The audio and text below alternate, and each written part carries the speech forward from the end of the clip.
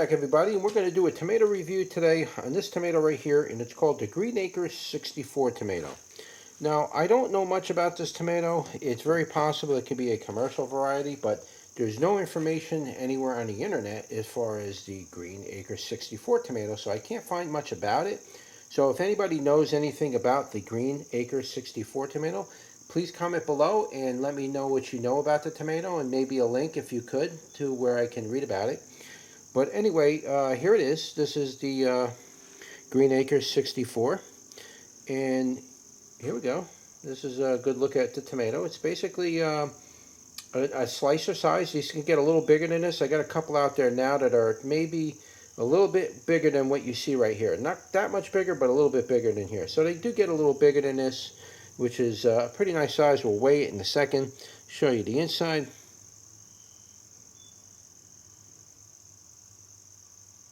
Alright, that's what it looks like on the inside. Let me just show you the other side. So you can see this one's nice. So look how uniform that rind is and how uniform the inside is. That's almost leading me to believe that this is a commercial variety. So let's weigh this and see what the weight is. Just let the scale zero out. And then we'll put them on the scale. Let's see what this one weighs first. About 2.5 ounces. Okay, we'll put that one on there. About 2.3 ounces. You got a smaller one here. About 1.2 ounces. So they could weigh roughly anywhere between 1.5 ounces to 3 ounces, I would imagine. And maybe even potentially a little heavier. So there it is. Let's go over there and do a bricks. For all my bricks lovers, you guys love that bricks number. Ooh, nice and juicy. That's a good sign.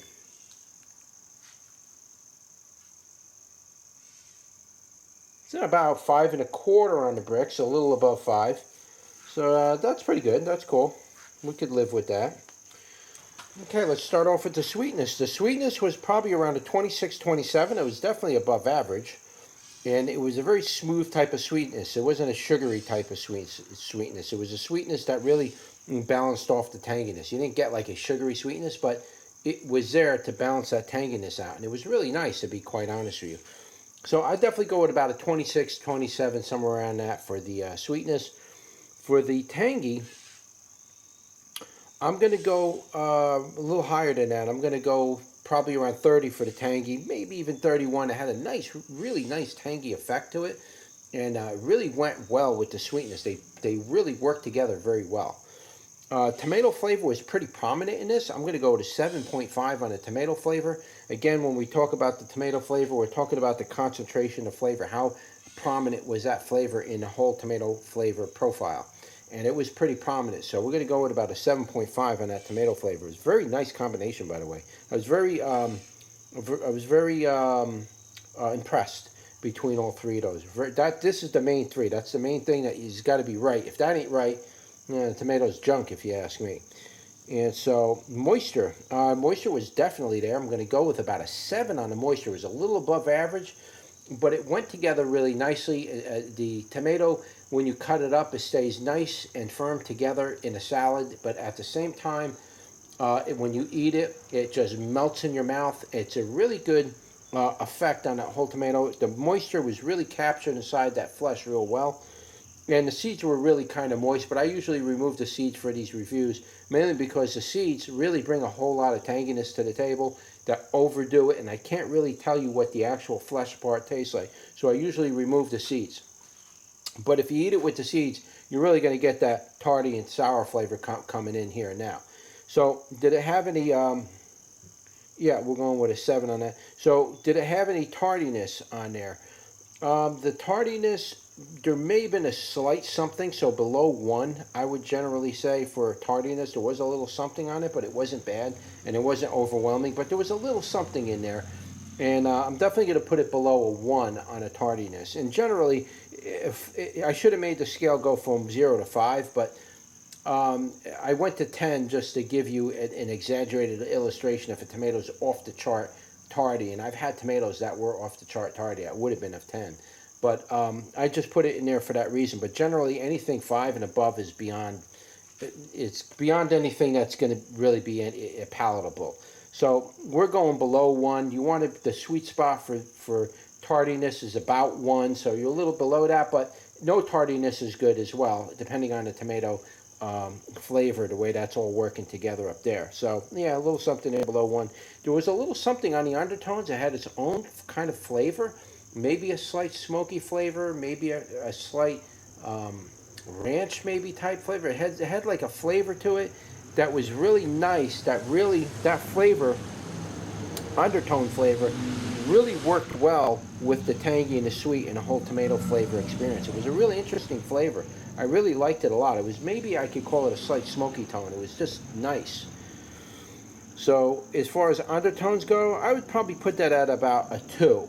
Now keep in mind too, those undertones really drifted off pretty good. So the undertones really dropped off quite a bit. So you felt them in the beginning, and then they disappeared a lot. But the flavor of that undertone was really interesting.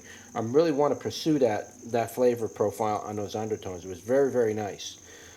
Texture was good. I'm going to go with about a 7.5 on the texture. The texture was very nice, held together nice. Most of that moisture was all trapped in the flesh, so the flesh wasn't dry, chalky, mushy, and mashy, and all that kind of stuff. No graininess. It was a really nice flesh experience, and you were definitely going to go with a 7 on the texture. It was a pretty high number for that texture number.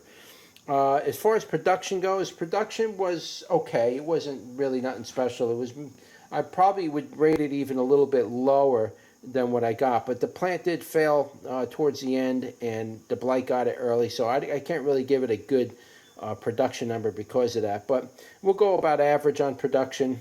Over here, average on that production, which would be a 5. So I don't want to downgrade the tomato just because it didn't produce right. Well, it did get blight in the end, which ended up killing the plant. So unfortunately, I didn't get the full round of it. But I'm definitely going to be growing this next year, and we're going to see if we can bring that production up. But it's a nice tomato.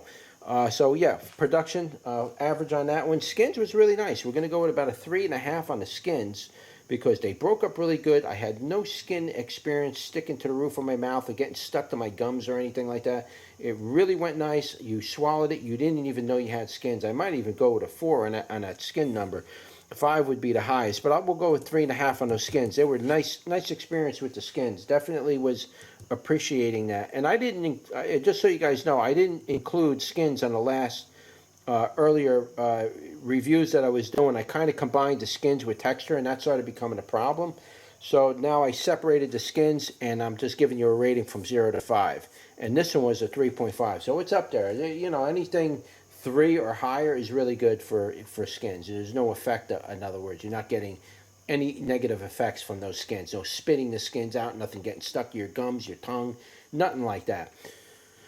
Seeds. As far as seeds go, it's an okay producer for seeds. You're going to get an all right amount, but probably not as good as some other varieties of tomatoes that I grow. And this one didn't seem like it put out quite as many seeds as some of the others. So I'm going to go with seeds from 0 to 10, 10 being the highest. We're going to go with a 4 in the seeds. They don't really, there's not a lot of seeds inside this tomato. However, this might be something that somebody's really looking for in a tomato. They want something that's more meaty, has more flesh. They make a lot of sauce with it, and they don't want the seeds in there anyway. So this one has a little more meat in there. However, if you are trying to save seeds or sell seeds or something to that effect, and you want a tomato with a lot of seeds, then this tomato ranks a little low in that area. So just keep that in mind. You're going to want to grow, if you're growing it for seed, you're going to want to grow 2, 3, 4 plants so you can get more seed out of it. And if you're just growing it for sauce, well, then this is perfect. You could grow less of tomato plants to get enough tomatoes for you to make your sauce. So how do I rate this tomato from a 1 to a 10 as far as my total rating of experience? I think I'm going to rate this one at about a 2.5 to 2, somewhere in that range, 2.5 to 2. It's a pretty high rating tomato. The whole flavor package, the way it delivered itself to the back of my tongue was very desirable. And along with these undertones, which is a very interesting feature that I noticed in this tomato, has a very interesting type of undertone flavor that went really well with everything else. It just really went. So it's an interesting flavored tomato that's a little different than your normal tomatoes, your normal heirlooms. This one's definitely had a little something else going on with it. So I am kind of rated a little higher because I like the taste of this tomato. It was definitely something different, and it really lights up your palate. It really gives you a different experience. So yeah, we're going to go with about a 2 to 2.5, somewhere on there for the overall rating of this tomato.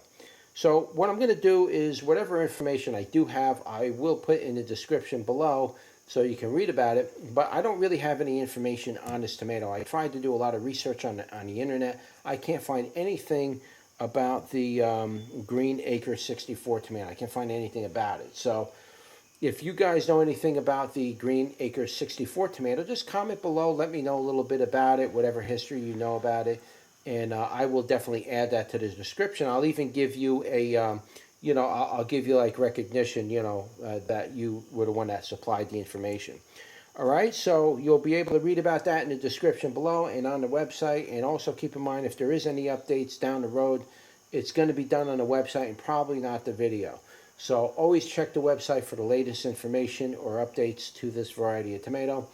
And I will leave a link in the description below where you can buy seeds for this tomato and give it a grow for yourself if it's something you might want to give a try. All right, so that's it. That was my tomato review for the Green Acre 64 tomato. Don't forget to like, share, and subscribe, and I will see you on the next one. Take care.